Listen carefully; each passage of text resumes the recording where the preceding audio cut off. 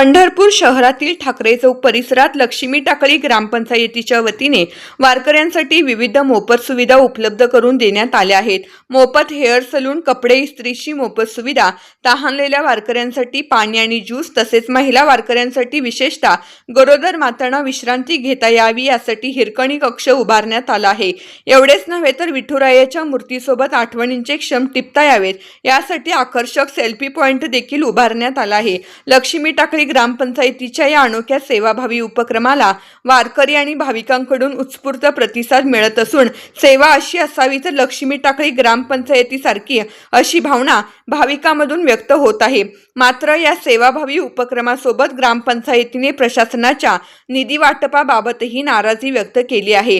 वाकरी आणि भंडीशेगाव येथे वारकऱ्यांचा 1 ते 2 दिवसच मुक्काम असतो, पण त्या ठिकाणी मोठ्या प्रमाणात निधी उपलब्ध करून दिला जातो। मात्र पंढरपूर शहरालगत असलेल्या लक्ष्मी टाकळी येथे हजारोंच्या संख्येने भाविक दाखल होत असतानाही ग्रामपंचायतीला तुलनेने तुटपुंजा निधी मिळत असल्याची खंत पदाधिकाऱ्यांनी व्यक्त केली। लक्ष्मी टाकळी परिसरातही मोठ्या संख्येने वारकरी आणि भाविक येत असल्याने त्यांच्या सेवेसाठी प्रशासनाने ग्रामपंचायतीला अधिक निधी उपलब्ध करून द्यावा अशी मागणी यावेळी करण्यात आली। या संपूर्ण सेवा कार्यात सरपंच औदुंबर ढोणे, जिल्हा परिषद सदस्य नंदकुमार वाघमारे, उपसरपंच समाधान देठे आणि ग्रामसेवक खंडागळे यांच्यासह ग्रामपंचायत पदाधिकारी व कर्मचाऱ्यांचे योगदान आहे। शहरालगत आहे, तुम्हाला मानधन किंवा शासनाचा निधी हा अत्यंत कमी प्रमाणात मिळतो, पण तरी तुम्ही वेगवेगळ्या सुविधा इथे लागू केल्या भाविकांसाठी, काय सांगाल? मी आपल्या लक्ष्मी टाकळी ग्रामपंचायतीच्या वतीने हेच सांगू शकतो की बाबा आपल्या ग्रामपंचायतला जो काय निधी पाहिजे शासन त्या स्वरूपात देत नाही।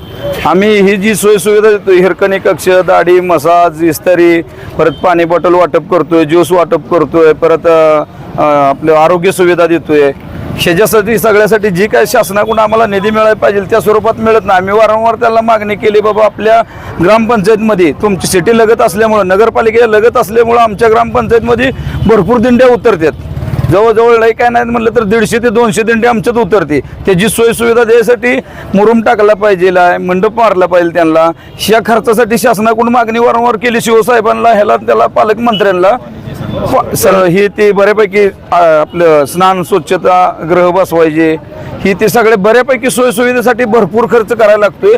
शासन त्या पट्टीत आम्हाला निधी देत नाही। आता किती जर पाठपुरावा केला तर त्यांनी 6 लाखात आमचं गाव बसवलं।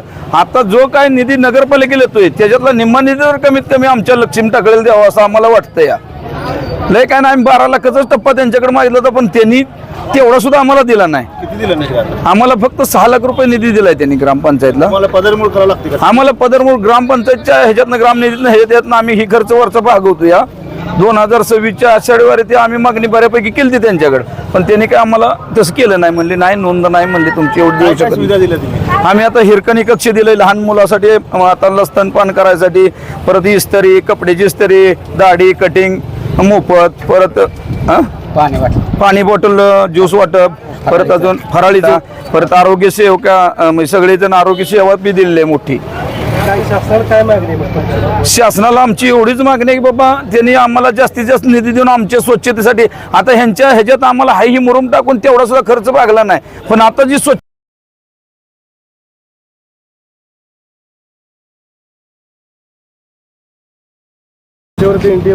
वरचीवर दिंडीची वाढ ही चालूच आहे। गेल्या वर्षी 100-125 होत्या, ह्या वर्षी 150-200 झाले। ते आता आमच्याकडे वारंवार दिंडी मालक येतात, भेटतात आम्हाला इथं जागा द्या, तिथं जागा द्या। ती आली की आम्ही JCB ट्रॅक्टर देतोय, त्यांना साफसफाई करून देतोय।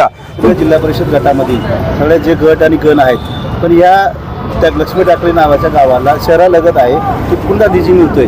जिल्हा परिषद सदस्य म्हणून आपण काय सांगाल? सर, जिल्हा परिषद मध्ये मी काम करत असताना मी ॲडिशनल शिवशे, बीडीओशे ह्या वारी संदर्भात 2-4 मिटिंगा झाल्या आमच्या पालकमंत्र्यासमोर। ज्या संदर्भात जी वारी संदर्भात मिटिंग झाल्या त्या संदर्भात तुम्ही म्हणता त्या पद्धतीनं एक असं शहरालगत आणि 30 ते 40 हजार लोकसंख्या असलेलं गाव आणि ह्या टाकळीचं एवढं मोठं शिवार आहे, आणि या शिवारामध्ये सरपंचाने सांगितल्याप्रमाणे सर गेले कित्येक वर्ष प्रत्येक वर्षी 150-200 दिंड्यापेक्षा असे लाखो भाविक आमच्या टाकळी ग्रामपंचायतीमध्ये राहतात।